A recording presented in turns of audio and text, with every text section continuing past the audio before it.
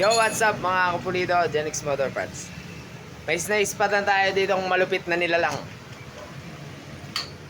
Sir, subscriber natin, tapos set din natin yung motor niya. Papakita ko lang yung ginawa niya sa kanyang tambucho. May napulot siyang idea dun sa aking video na nag-million views. Pero mas matalino ang pagkakagawa na sa kanya mga kapulido. Shoutout pala sa dayo natin setup yan. 170cc on the go.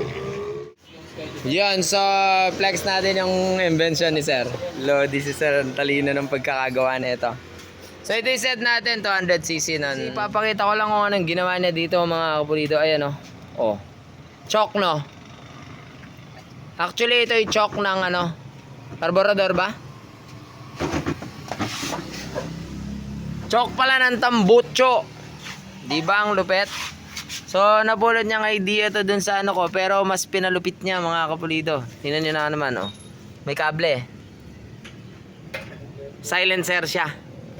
So kung yun sa atin sinisipa or kinakamay na ginaganyan, yung sa kanya di kable na. Uy, may checkpoint. Silent na natin yan. Oh. So yan na, mag-cooperate yung may-ari. Yun na. Sige sir. Close open, close open. Di ba? Ang lupit ng idea. Dito tayo. Para makita yun. Yun o. Ayun, di ba? Oo. Ang galing, pambihira. So yan o. Gumawa lang siya ng ano, throttle doon. Tapos rayos daw to mga kapulido. So testingin natin.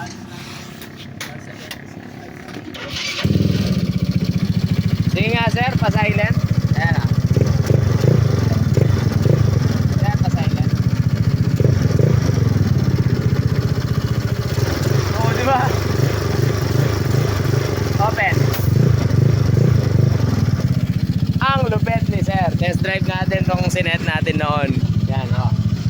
Test drive natin ang ginawa natin noon.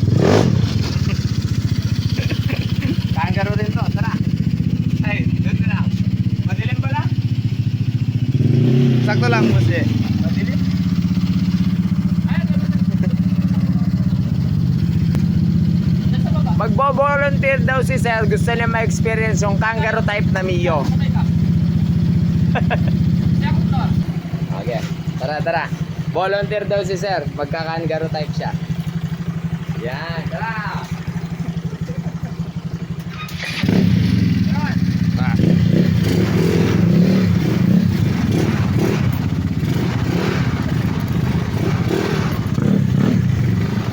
Kasya.